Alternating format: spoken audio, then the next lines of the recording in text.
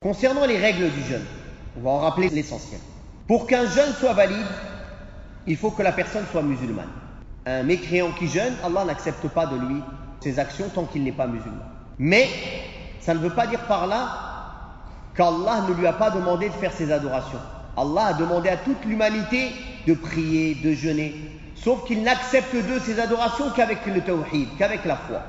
Sans la foi, ce n'est pas accepté. C'est comme quand Allah nous ordonne de faire la salat. Est-ce que celui qui n'a pas les ablutions, lui aussi il a l'ordre de faire la salat, n'est-ce pas? Mais sauf qu'il ne peut pas prier sans faire les ablutions. C'est une condition de validité. De même, Allah a ordonné aux kafirs de prier, de jeûner, de délaisser les interdictions, de faire les obligations, mais Allah n'acceptera de lui que quand il aura la foi. Et c'est pour cela qu'on ne nourrit pas un kafir pendant Ramadan. Car en faisant cela, on s'entraide dans le péché. Car nous, on sait que c'est haram. On ne doit pas le nourrir pendant le Ramadan.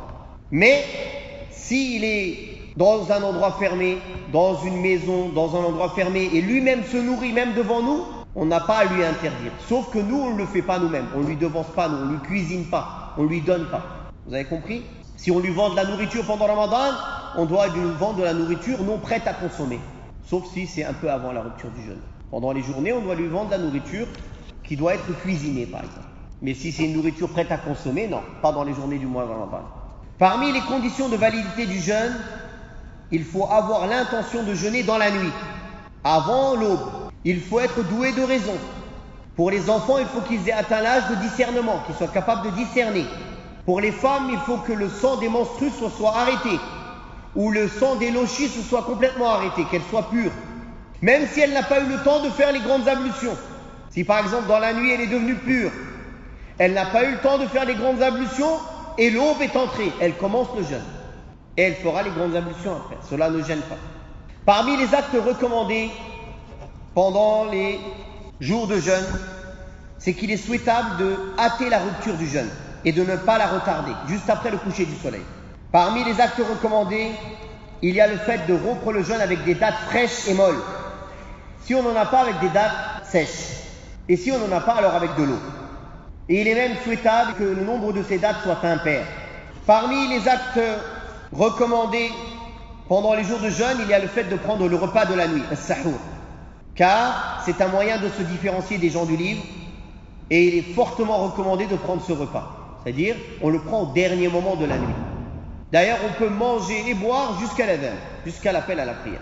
Ça n'existe pas ce qu'ils appellent imsak, 20 minutes avant ou 25 minutes avant. Ça n'existe pas. Au temps du prophète sallallahu alayhi wa sallam, il mangeait, il buvait jusqu'à l'entrée de l'heure. Et s'il y a l'adhan, on arrête. Ce qu'on a dans la bouche, on le finit. Ou ce qu'on a dans la main, si on a un verre, on le finit. C'est-à-dire, on finit la gorgée, après on arrête. Comme il est venu dans un hadith authentique, que le prophète sallallahu alayhi wa sallam a dit, si tu entends l'adhan et tu as un verre à ta main, finis-le. Et donc, ce repas de la nuit, on le prend à la fin de la nuit.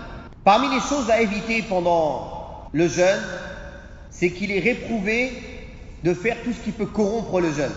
Il est réprouvé d'exagérer dans le rinçage de la bouche et du nez quand on aspire au moment des ablutions. On le fait en dehors du jeûne, on exagère. Mais quand on jeûne, on n'exagère pas. On met dans la bouche et dans le nez, mais on n'exagère pas dans la manière d'aspirer, de peur d'avaler. On évite tout ce qui est les préliminaires à l'acte avec son épouse, contradictoire au jeûne, et ça peut mener à ce qui annule le jeûne. Et on évite tous les actes interdits en général, pendant le jeûne encore plus.